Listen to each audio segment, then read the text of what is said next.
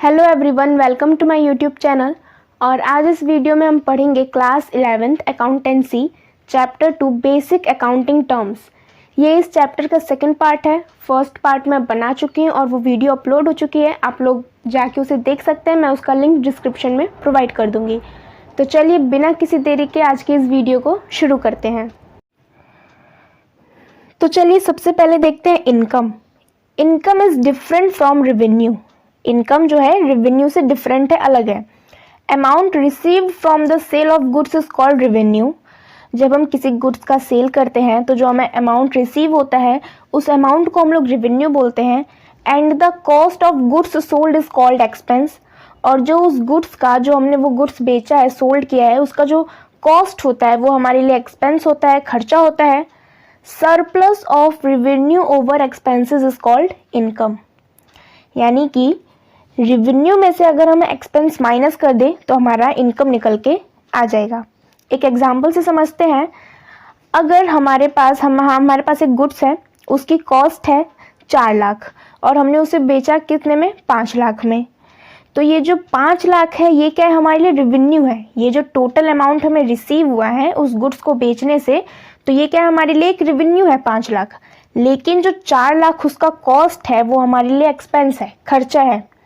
And the difference between the two date is 1 lakh. यानी कि इस 4 लाख और इस 5 लाख के बीच में जो 1 लाख का डिफरेंस हुआ है वही क्या है, हमारे लिए हमारी इनकम है, जो हमारे जेब में जाती है। इसका फॉर्मूला हो जाएगा income is equals to revenue minus expense. अब अगला टर्म है प्रॉफिट। अब देखिए प्रॉफिट और इनकम में ये डिफरेंस है कि इनकम हम किसको कहते हैं कि अगर हमने 5 रुपए का कोई सामान खरीदा, उसे हमने अगर 10 रुपए में बेच दिया तो हमें 5 रुपए की इनकम हो गई। लेकिन प्रॉफिट क्या होता है, प्रॉफिट हम पूरे साल के लिए कैलकुलेट करते हैं। एक बिजनेस एंटरप्राइज को प्रॉफिट वो अपने पूरे साल के लिए कैलकुलेट करता है। इनकम क्या हम एक ट्रांजैक्शन के लिए बस कैलकुलेट करते हैं, और प्रॉफिट पूरे साल के लिए। It is the excess of total revenues over total expenses of a business enterprise for an accounting period. Income में income is equals to revenue minus expense था, और प्रॉफिट में क्या है, total revenues minus total expenses है। अब अगला term है गेन। गेन यानी कि लाभ या फायदा। It is a monetary benefit, profit or advantage resulting from events or transactions which are incidental to business, such as sale of fixed assets, winning a court case or appreciation in the value of an asset. Gain क्या होता है, हमारे लिए monetary benefit होता है। जैसे कि हमने कोई भी फिक्स्ड एसेट को बेच दिया, या फिर कोई कोर्ट केस हम जीत गए, या फिर हमारे किसी एसेट की वैल्यू एकदम से बढ़ गई, appreciation in the value of an asset. तो इस तरीके के जो अचानक से हमें फ़ायदे हो जाते हैं, जो इस तरीके के इंसिडेंटल केस होते हैं बिजनेस के लिए, ये क्या है, गेन है। फॉर एग्जाम्पल, अगर एक बिल्डिंग है, उसकी कॉस्ट है, मतलब उसे हमने खरीदा है 10 लाख में, लेकिन अगर वो 12 लाख में बिक जाती है तो वो 2 लाख क्या है, वो 2 लाख हमारे लिए गेन है। अब अगला टर्म है loss. The term conveys 2 different meanings. इसकी 2 अलग अलग मीनिंग्स हैं। पहला कौन सा है, it conveys the result of the business for a period when total expenses exceed the total revenues. जब हमारा एक्सपेंस ज़्यादा होता है हमारे रेवेन्यूज से, तो वहाँ पे हम क्या बोलते हैं कि हमारा लॉस हो रहा है। और दूसरा, it refers to some fact और activity against which the firm receives no benefit. ये एक ऐसी एक्टिविटी, किसी भी ऐसी एक्टिविटी की वजह से जब हमारे फर्म को कोई बेनिफिट नहीं होता है तो वो भी क्या है, हमारे लिए एक लॉस है। हमारा अगला टर्म है purchases. The term purchases is used only for the purchase of goods in which the business deals. Purchases word सिर्फ उसी के लिए यूज होता है जब हम कोई भी सामान खरीदते हैं बिजनेस में बेचने के लिए। अगर उस गुड्स को हमें दोबारा बेचना है अपने बिजनेस में, तभी उस सामान के लिए हम लोग परचेजेस का यूज़ करेंगे अकाउंटिंग में। जैसे कि अगर एक एग्जांपल है, अगर एक क्लॉथ डीलर है, उसने क्लॉथ खरीदे हैं किसके लिए, सेल करने के लिए, ओके, तो वो क्या हो जाएगा, वो क्लॉथ उसके लिए गुड्स हो जाएंगे। और उसके लिए हम लोग परचेजेस वर्ड्स का यूज़ करेंगे। लेकिन वही अगर सेम क्लॉथ डीलर अगर फर्नीचर खरीदता है कस्टमर्स को बैठने के लिए दुकान पे, तो वो फर्नीचर गुड्स नहीं है और ना ही हम उसके लिए परचेजेस का यूज़ करेंगे, क्योंकि वो फर्नीचर उसने बेचने के लिए नहीं खरीदे हैं। The term purchases includes both cash purchases and credit purchases of goods. Purchases में दोनों इंक्लूड रहते हैं, कैश परचेजेस भी यानी कि पैसों पे खरीदारी, या क्रेडिट परचेजेस यानी कि उधारी पे खरीदारी। अब परचेज रिटर्न्स क्या होता है? When purchased goods are returned to the suppliers these are known as purchase returns. जब कोई भी खरीदा हुआ माल हम लोग सप्लायर को वापस कर देते हैं तो वो क्या है? परचेज रिटर्न्स है। Such returns are also termed as returns outwards, और इसको हम लोग रिटर्न्स आउटवर्ड्स भी बोलते हैं। अब है sales. The term sales is used only for the sales of those goods which are purchased for resale purposes. ये जो टर्म है सेल्स, इसका यूज़ हम लोग सिर्फ उस गुड्स के सेल्स के लिए करते हैं जिसको खरीदा ही किस पर्पस के लिए क्या हो? रीसेल के पर्पस से, दोबारा बेचने के पर्पस से। The term sales is never used for the sale of assets. ये जो टर्म सेल्स है इनका यूज़ हम लोग कभी भी किसी असेट्स के सेल के लिए नहीं करते। मतलब कोई भी फर्नीचर हो गई, मशीनरी हो गई, बिल्डिंग है, हमारी कोई एसेट्स है, उसको अगर हमें बेचना है तो हम उसके लिए सेल्स वर्ड का यूज़ नहीं करेंगे। The term sales includes both cash and credit sales. जो टर्म सेल्स है इसमें दोनों इंक्लूड है, कैश सेल्स और क्रेडिट सेल्स। अब है sales returns. Some customers might return the goods sold to them. These are termed as sales returns or return inwards. जब हमने किसी कस्टमर को कोई भी माल बेचा और अगर उसने हमें वो माल रिटर्न कर दिया है तो वो हमारे लिए क्या है? सेल्स रिटर्न्स है। और इस सेल्स रिटर्न्स को हम लोग रिटर्न्स इनवर्ड्स भी बोलते हैं। अब अगला टर्म है स्टॉक और स्टॉक इन ट्रेड। देखिए स्टॉक क्या होता है? जैसे कि अगर हम साड़ी का बिज़नेस कर रहे हैं और मैंने 20 साड़ियाँ खरीदी हैं बेचने के लिए, साल ख़त्म होते होते 15 साड़ियाँ बिक गई लेकिन 5 साड़ियाँ बच गई जो नहीं बिक पाई हैं, तो वो क्या है? हमारे लिए स्टॉक है। The term stock includes the value of those goods which are purchased for reselling and which are lying unsold at the end of accounting period. ये जो स्टॉक होता है ये 2 टाइप्स के होते हैं। पहला है opening stock. The term opening stock means the value of goods lying unsold at the beginning of the accounting period. और दूसरा है closing stock. The term closing stock means the value of goods lying unsold at the end of the accounting period. Opening stock वो stock होता है जो accounting period की शुरुआत में, यानी कि जो हमारा 1 अप्रैल से 31 मार्च तक का अकाउंटिंग पीरियड होता है उसके शुरुआत में जो कुछ स्टॉक बचे रहते हैं वो हमारे लिए ओपनिंग स्टॉक है। और जो साल के अंत में मतलब 1 अप्रैल से लेकर 31 मार्च में जो साल के अंत में हमारे पास स्टॉक बचा रहता है उसको हम लोग क्लोजिंग स्टॉक बोलते हैं। अब देखिए अगर इस साल का हमारे पास क्लोजिंग स्टॉक है 20,000 का, तो वो अगले साल के लिए हमारे लिए क्या हो जाएगा? वो अगले साल के लिए ओपनिंग स्टॉक हो जाएगा। तो ये तो था स्टॉक। अब चलिए नेक्स्ट टर्म देखते हैं, इन्वेंट्री। इन्वेंट्री टर्म हम लोग मैन्युफैक्चरर्स के लिए यूज़ करते हैं, जो लोग सामान बनाते हैं। ये 4 टाइप्स के होते हैं। इन्वेंट्री ऑफ रॉ मटेरियल्स पहला है। It includes inventory of raw materials purchased for using them in the products manufactured but still lying unused.